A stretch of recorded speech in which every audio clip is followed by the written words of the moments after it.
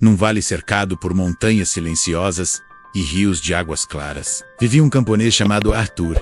Com suas mãos calejadas e um coração firme, ele cultivava a terra ao lado de seu único filho, Lucas, um jovem forte e cheio de sonhos. Arthur não tinha muitas posses, mas era profundamente grato pela vida que levava. Junto deles, vivia um mulo chamado Negro.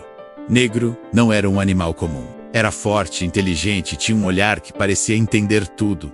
Ele era mais do que um ajudante no campo. Era um amigo, um companheiro fiel, parte da família. Para Arthur e Lucas, Negro representava a união, o esforço diário e a gratidão. O vínculo entre eles era a prova de que a verdadeira riqueza não se conta em moedas. A fama do mulo extraordinário espalhou-se, e um dia, um fazendeiro rico chegou ao povoado. Ele ficou maravilhado com Negro e ofereceu a Arthur uma quantia que mudaria sua vida para sempre.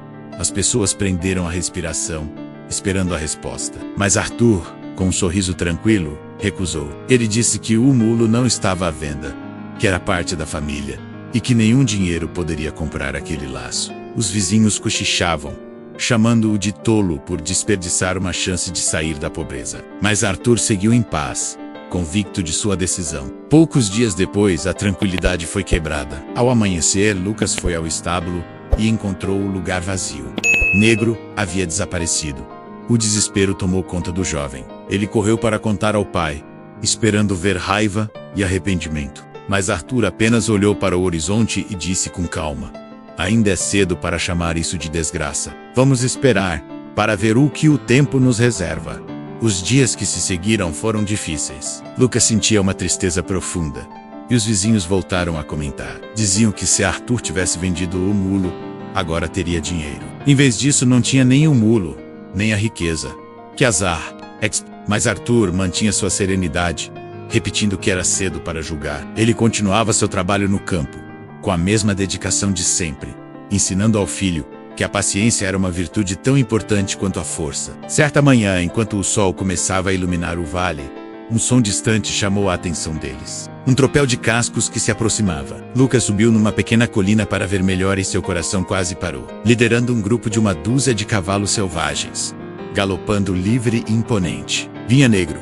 O mulo não apenas havia retornado, como trouxera consigo uma manada inteira de animais fortes e belos. O povoado ficou em silêncio. Aqueles que antes chamaram Arthur de azarado, agora o olhavam com admiração. Os cavalos selvagens guiados por Negro era uma fortuna muito maior do que a oferta do fazendeiro. Os vizinhos foram até Arthur, desta vez para parabenizá-lo.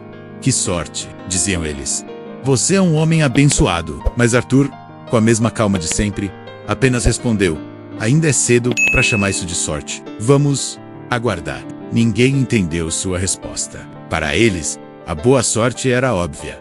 Como aquilo poderia não ser uma bênção? Lucas, no entanto, começou a compreender a sabedoria do pai. Ele via que a vida era como um rio, com curvas e correntezas inesperadas, e que julgar um único momento era como tentar definir o rio inteiro por uma única gota d'água. Lucas, entusiasmado com os novos animais, decidiu que iria domar um dos cavalos selvagens. Escolheu o mais forte, um garanhão de pelagem dourada e espírito indomável. Arthur aconselhou cautela, mas a juventude de Lucas falava mais alto. Ele montou o cavalo, que, sentindo o peso em seu dorso pela primeira vez, empinou e corcoviou com uma força brutal. Lucas foi arremessado ao chão.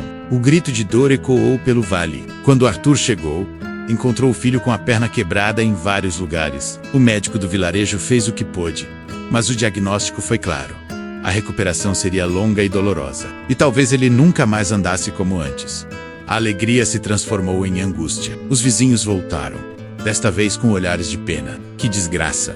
lamentavam. "De que adianta ter tantos cavalos, se seu único filho está aleijado? Teria sido melhor se eles nunca tivessem aparecido." Mais uma vez, Arthur os ouviu, com paciência. Enquanto cuidava do filho, ele disse suavemente: "Ainda é cedo para chamar isso de desgraça." Suas palavras, que antes pareciam estranhas, agora soavam como um mantra de sabedoria. Ele mostrava que a vida não é feita de eventos isolados de sorte ou azar, mas de uma cadeia de acontecimentos cujo significado só se revela com o tempo. Algumas semanas depois, enquanto Lucas ainda se recuperava, Soldados do rei chegaram ao povoado. Eles traziam ordens para recrutar todos os jovens fortes e saudáveis para uma guerra longa e perigosa em uma terra distante. A notícia trouxe pânico e desespero a todas as famílias. Filhos foram arrancados de seus lares, deixando para trás um rastro de lágrimas e incerteza. Os soldados passaram de casa em casa, levando todos os rapazes que encontravam. Quando chegaram à casa de Arthur, viram Lucas deitado, com a perna enfaixada e imobilizada. Olharam para ele, viram sua condição e seguiram em frente, sem levá-lo. Naquele dia, Lucas foi o único jovem do vilarejo que permaneceu com sua família. Os vizinhos cujos filhos haviam sido levados para a guerra vieram até a casa de Arthur. Seus rostos não mostravam mais pena, mas uma profunda compreensão. Um deles disse, com a voz embargada: Arthur, você tinha razão. A perna quebrada do seu filho, que pensávamos ser uma desgraça, acabou sendo uma bênção. Salvou a vida dele. Arthur olhou para o filho, depois para os vizinhos, e com o mesmo sorriso sereno de sempre respondeu: E quem pode dizer o que virá amanhã? A vida continua nos ensinando. O que hoje parece um fim, pode ser apenas um novo começo. E o que parece uma bênção pode trazer desafios inesperados. A única coisa que podemos fazer é aceitar cada momento com gratidão e confiança, sem nos apressarmos em julgar. Arthur olhou para o filho e disse que a vida só revela seus propósitos com o tempo, que não devemos julgar os acontecimentos antes do fim da história. Lucas, emocionado, entendeu. A fé de seu pai havia enxergado além, e assim ficou o ensinamento. Tudo tem um propósito, mesmo quando dói, mesmo quando não entendemos. Se esta história tocou você, escreva nos comentários. Tudo tem um propósito. E lembre-se, muitas pessoas ainda assistem sem se inscrever. Se você chegou até aqui, inscreva-se agora. É gratuito e novas histórias inspiradoras continuarão chegando até você. Obrigado por estar aqui.